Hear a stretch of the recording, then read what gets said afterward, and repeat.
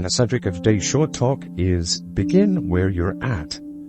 So this is a very important thing to keep in mind when we're setting goals for ourselves. Support your dream, support a dream big. One of the dangers that I've seen with folks when they're dreaming big and setting goals for themselves is they set a whole bunch of requirements in their path before actually initiating effort towards their goal. Maybe their goal, for example, is to lose 20 pounds, okay? And so they think, all right, well, for that, I need a gym membership, and for that, I need to make more money to afford the membership. Now I need to get some new clothes to be able to wear to the gym, and I probably should do some research. It's like, no. You really don't have to do all those things. And if we're really honest with ourselves, creating these sort of restrictions in advance of just initiating a project could be, in a way, a form of self-sabotage, defensiveness.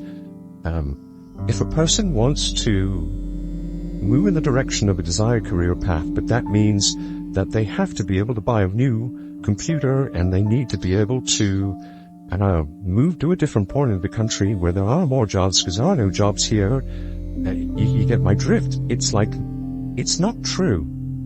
You can and you will have to start any journey from precisely where you are at the present moment. There's no other way. You have to begin from where you're at. And the fact of the matter is that there's something that you can do today. There's something that you can do right now that moves you ever so subtly in the direction of your desired goal.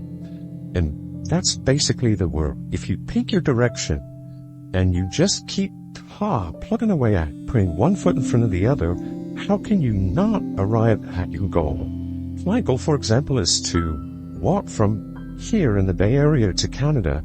As long as I'm pointed north and I put one foot in front of the other and I don't give up, it's not a question of if I make it, it's just a question of when I make it. Yeah, there are smarter, more intelligent ways and routes to getting there, but honestly, if I just keep putting one foot in front of the other, it's inevitable that I will reach my goal. On some level, it's a foregone conclusion. So our work is to actually think, well, with what I have right now, as limited as resources might be, as restrictive as my knowledge or experience might be, what's something I can do today that can move the chain just another inch down the field? And as long as I keep my foot moving in the right direction, that the realization of my goal is simply a matter of time. Begin with where you're at. Stop putting unnecessary restrictions in the path of initiating the work towards your goals. Thanks for listening. Please like, subscribe. We'll talk more in future episodes.